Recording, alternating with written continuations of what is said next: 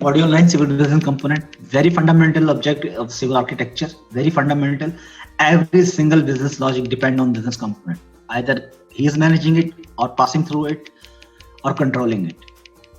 Even talk about data restriction, data accessibility, data storage, data retrieval, everything goes within the business component. बहुत vital है ये configuration के point of view से, business understanding के point of view से, validation के point of view से, retrieval के पॉइंट ऑफ व्यू से, एवरीथिंग सिविल का कोर कंपोनेंट है। इसके बगैर आप सिविल में डेवलपमेंट नहीं कर सकते और चेंजेस नहीं कर सकते। तो इसके बेसिक ऑब्जेक्टिव ऑफ इस मॉड्यूल के आप बिजनेस कंपोनेंट डिफाइन करें और different fields, different business object से लेके आए, डिफरेंट टेबल्स से लेके आए।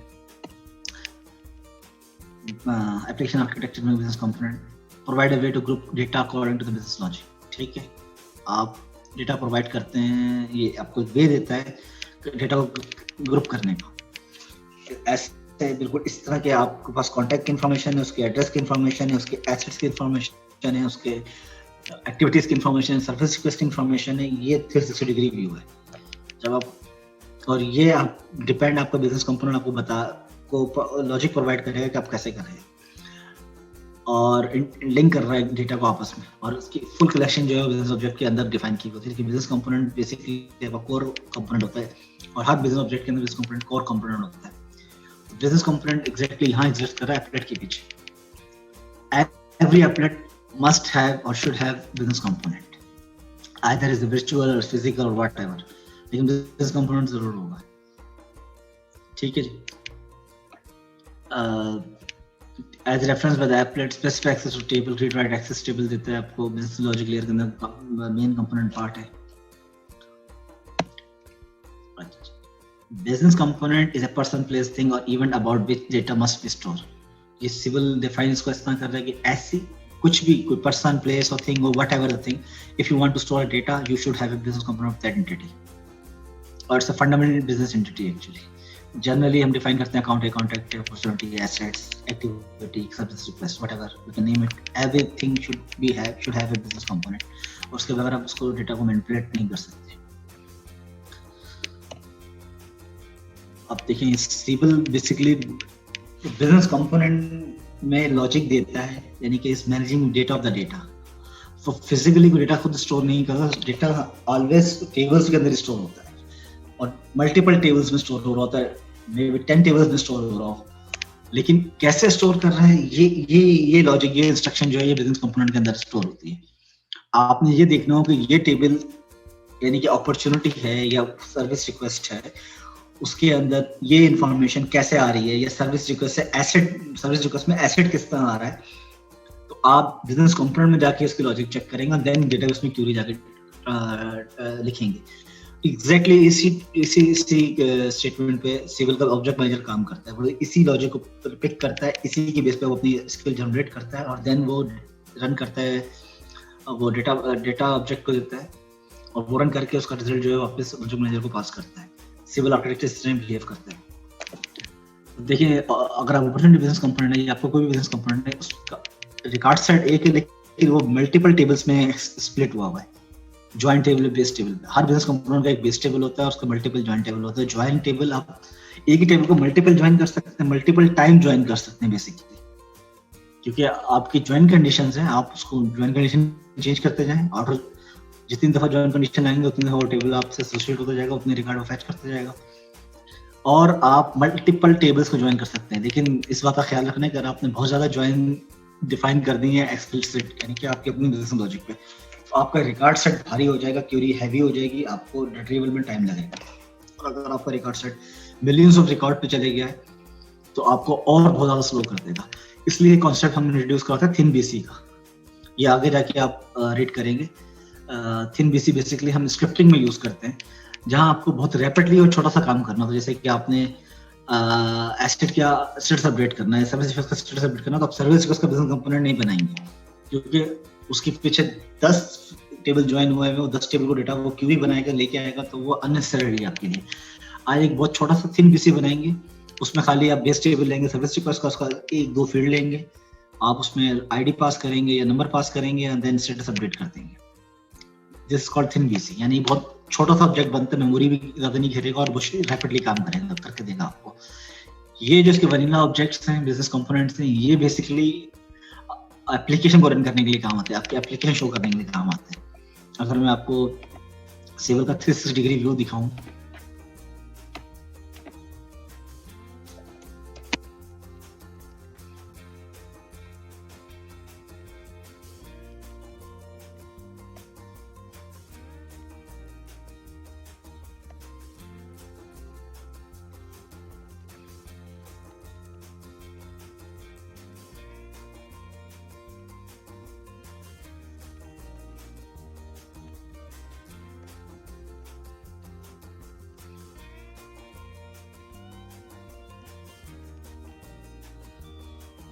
ओके जी,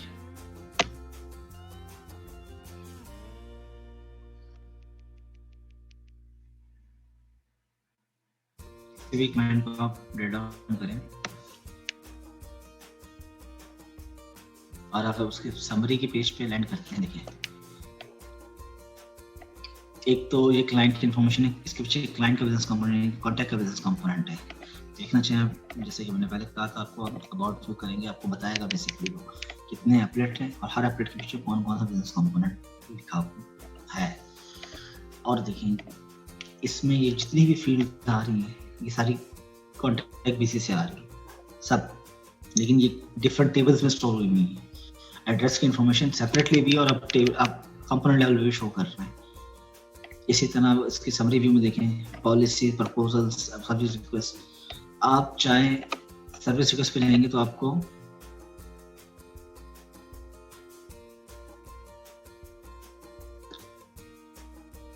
जी नाम आ रहा है, ठीक है।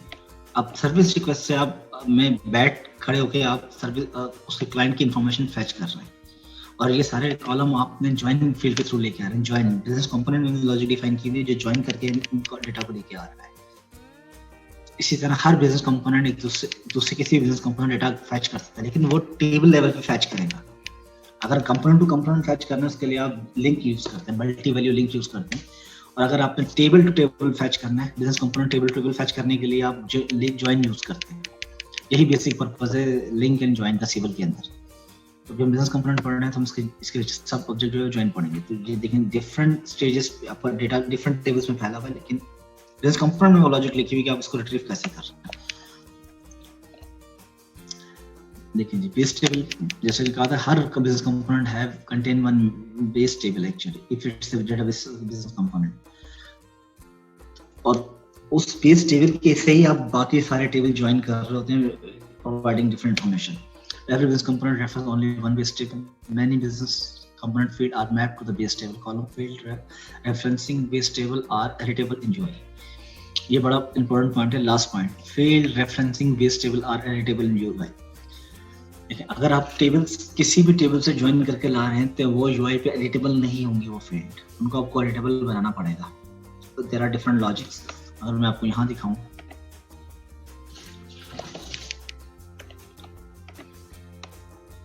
देखिए एड्रेस पे दोबारा जाते हैं।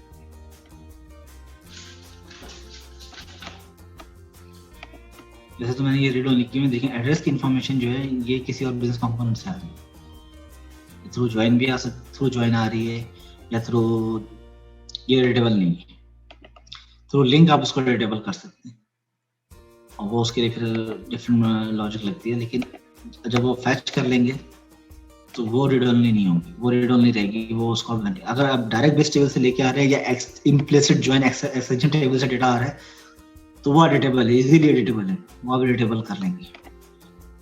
इसका वेरी सिंपल चीज ये है कि आप यहाँ जाके आपने पता करने कितने ये फील्ड्स ऐसी हैं जो बेस टेबल से हैं, तो आप यहाँ लिखेंगे,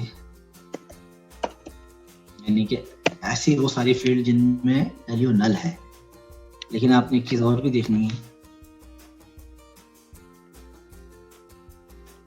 कि वो कैलकुलेट फील्ड ना हो। कैलकुलेट फील्ड का भी ज्वाइन और कॉलम जो होता है वो कैलकुलेट ना हो और कॉलम में कोई कॉलम जरूर हो।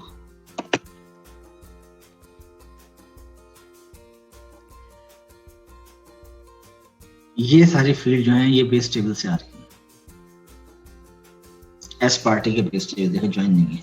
हाँ, अब इम्प्लिसिट ज्वाइन की बात कर रहा था, तो आपने यहाँ पे एस कॉन्टेक्ट का एक इम्प्लिसिट ज्वाइन बना हुआ है, ये पार्टी बिजनेस कंपोनेंट है। अब ये जितनी भी फील्ड आ रही है ये भी रिलेटेबल होंगी, क्योंकि एस पार्टी और एस कॉन्टेक्ट इम्प्लिसिटली ज्वाइंड है, आपको यहाँ कंडीशन नहीं नजर आएगी उसकी।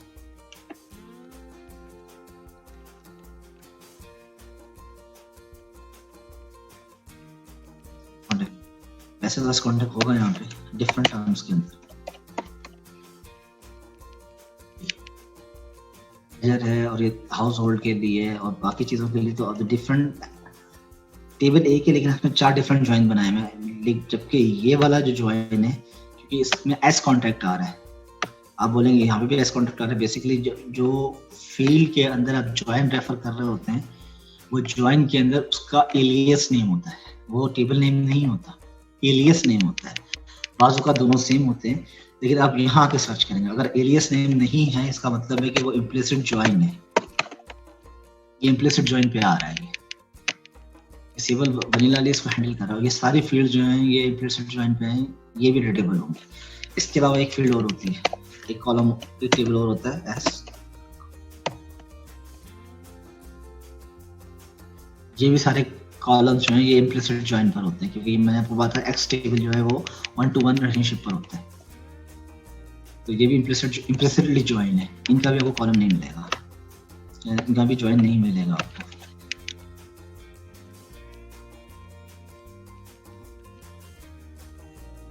इसके अलावा आपको जो भी ज्वाइन मिल रहे हैं वो सारे एक्सप्लिसिट ज्वाइन है, वो बने हुए ज्वाइन है, वो अब आपने बनाए हुए या सिबल ने वनीला आपको बना के दिए हैं। जैसे कि एस कॉन्टैक्ट में मैनेजर का फील्ड है, अब मैनेजर का जाकर साइन करें के ऊपर, ये सारी फील्ड जो हैं ये इम्प्लिसिट ज्वाइन के थ्रू एस कॉन्टैक्ट कंपोनेंट से आ रही है, और ये मैनेजर की इंफॉर्मेशन फैच करके ला रही है। एक ही टेबल साथ मल्टीपल ज्वाइन किए हुए, इस ज्वाइन को यूज करते हुए आप मैनेजर उठा रहे हैं, जबकि डिफरेंट ज्वाइन यूज करते हुए डिफरेंट फंक्शन उठा रहे होते हैं।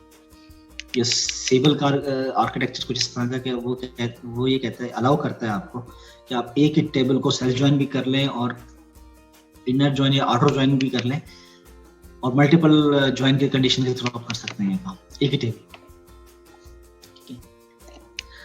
Field that map to the base table, अभी आपको मैंने कहा था कि जिसकी ज्वाइन कंडीशन ब्लैंक होगी वो बेस टेबल से मैप हो रहा होगा, या अगर वो पार्टी बिजनेस कंपोनेंट है तो उसका पार्टी टाइप जो है वो उसका टेबल, उसका जो बेस टेबल है वो हो सकता है। जैसे कि पार्टी बिजनेस कंपोनेंट है, एस पार्टी पे बेस कर रहा है, तो इसका जो इम्प्लिसिट ज्वाइन होगा वो एस कॉन्टैक्ट पे हो सकता है, ये भी बेस टेबल फील्ड ही कहलाएंगी, क्योंकि ये पार्टी बिजनेस कंपोनेंट है। अगर अब और थोड़ा क्लियर विचार है तो आप एसेट या अपॉर्चुनिटी का बिजनेस कंपोनेंट देखें, एस प्रॉपर्टी के ऊपर बेस कर रहा है, यहाँ is null and is not null. ये तमाम फील्ड जो एस प्रॉपर्टी टेबल के अंदर से आ रही है,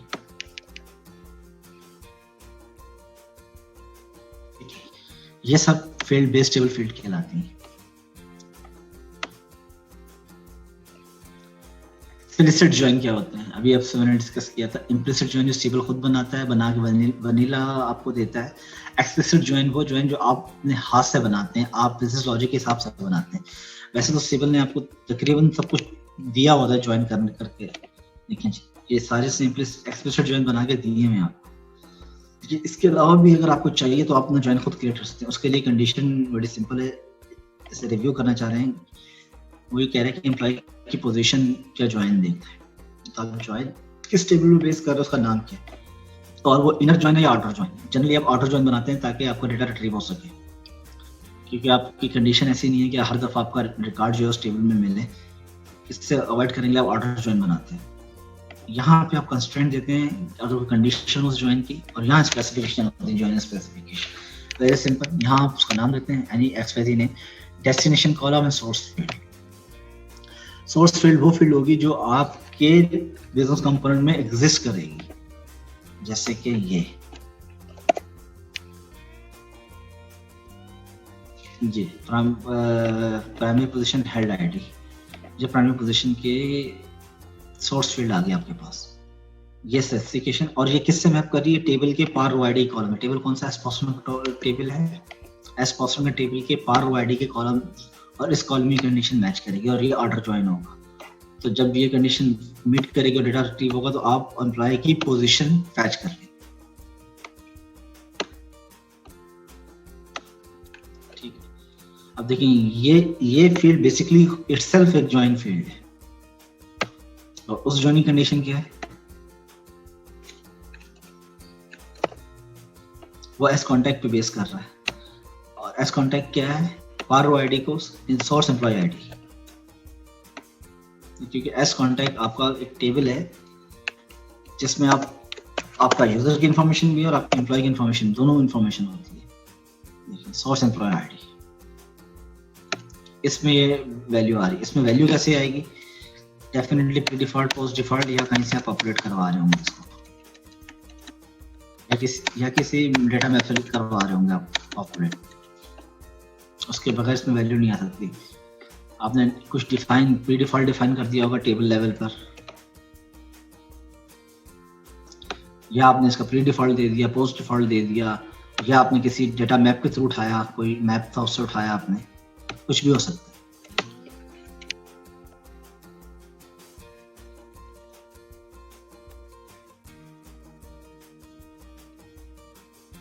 टेबल डिफॉल्ट नहीं है तो आप किसी मैपिंग फील्ड में देंगे इसको। ठीक है जी। ये एक्सप्लिसिट ज्वाइन होता है जो अपने हाथ से आप लिखते हैं और उस पर कंडीशन देते हैं, देन इसकी ज्वाइन स्पेसिफिकेशन डिफाइन करते हैं, देन उसके बेस पे आप डेटा फैच कर होते हैं। Most field referencing explicit join table are read only in applied, includes the join definition and join specification. ठीक है, अगर आप एक्सप्लिसिट ज्वाइन बना रहे हैं तो most of the field are read only. तो और वेरिएबल करने के लिए आपको बेसिकली वेरिएबल आप ऐसे करते नहीं है, क्योंकि वो स्टोरेज आपने स्टोर करते हुए आपने उसकी वैल्यू किसी और टेबल से डाली हुई होती है, किसी और स्क्रीन से एप्पल से डाली हुई होती है। इस टेबल में आपने खाली वो शो करनी होती है, यहाँ उसको अपडेट नहीं करना होता। अगर अपडेट करना है तो उसके लिए आपको लॉजिक लिखनी पड़ेगी। जॉइंट डेफिनेशन बताई थी आपको मैंने कि आप उसका एलियस डिफाइन करते हैं, नाम होता है, उस नाम को आप यूज करते हैं फील्ड्स के अंदर और उसका टेबल जॉइंट टेबल दे रहे होते हैं। ज्वाइन स्पेसिफिकेशन आपको मैंने कहा था कि ज्वाइन स्पेसिफिकेशन बेसिकली आपका ज्वाइन की कंडीशन बता रही होती है कि किस कॉलम को किस कॉलम से आप मैच कर रहे हैं, और ये आउटर ज्वाइन है या इनर ज्वाइन है। अगर आप ये आउटर ज्वाइन का चेक हटा देंगे तो इनर ज्वाइन बन जाएगा ये। और सोर्स सेल आईडी और आईडी और रो आईडी है, तो सोर्स की जो आईडी होगी वो उसकी रो, इस डेस्टिनेशन कॉलम की रो आईडी से के बराबर होगी। ज्वाइन कंडीशन दी आपने देखें। एसऑप्टी के अंदर आप करंट सेल्स आईडी स्टोर करते हैं और उसको मैप कर रहे होते हैं स्टेज के टेबल, ऐसा मतलब स्टेज टेबल की रो आईडी से। ठीक है, और ये वन टू मैनी का रिलेशनशिप पे होती है कि एक अपॉर्चुनिटी की एक सेल्स स्टेज होती है, लेकिन एक सेल्स स्टेज की मल्टीपल अपॉर्चुनिटी हो सकती है। इम्प्लिसिट ज्वाइन मैंने कहा था वो ज्वाइन जो सिबल बाय डिफॉल्ट वनीला आपको प्रोवाइड करता है, जैसे कि अंडरस्कोर एक्स वाले, अंडरस्कोर टी वाले, अंडरस्कोर एक्सएम वाले, ये इम्प्लिसिट ज्वाइन होते हैं। इसके लिए आपको अलग से कोई ज्वाइन लिखना नहीं पड़ता अपने लिए, वो बाय डिफॉल्ट आपको देता है और आप उसको यूटिलाइज करते हैं। Make extension table row available on the basis level and explicit join to describe the relationship is not needed. ठीक है, explicit join to describe the relationship is not needed. आप इम्प्लिसिट ज्वाइन के लिए आप खुद से कोई ज्वाइन की कंडीशन बिजनेस कंपोनेंट डिफाइन करने की जरूरत नहीं पड़ती, सिबल ने उसको खुद मैनेज कर रहा होता है। Come pre-configured as part of Siebel object architecture. The name of the explicit join is always name of the table underscore x. Okay. S asset underscore x. S asset underscore x. अगर one to many का है. Do not appear as a join objective. Join के अंदर वो नजर नहीं आएंगे. ठीक है. X का कॉलम लिखा है. Build that map to the join table. Okay. ये आपको मैंने बताया था कि आप ज्वाइन का नाम देते हैं और कौन सा फील्ड कॉल उठानी है वो फील्ड डिफाइन करते हैं और यहाँ आप कॉलम अपना फील्ड का नाम बता देते हैं। तो आपकी ज्वाइन कंडीशन मैप करेगी तो वो फील्ड वहाँ से रिट्रीव हो जाएगी। Join property specifies join object definition being reference column property map to a column in a join table.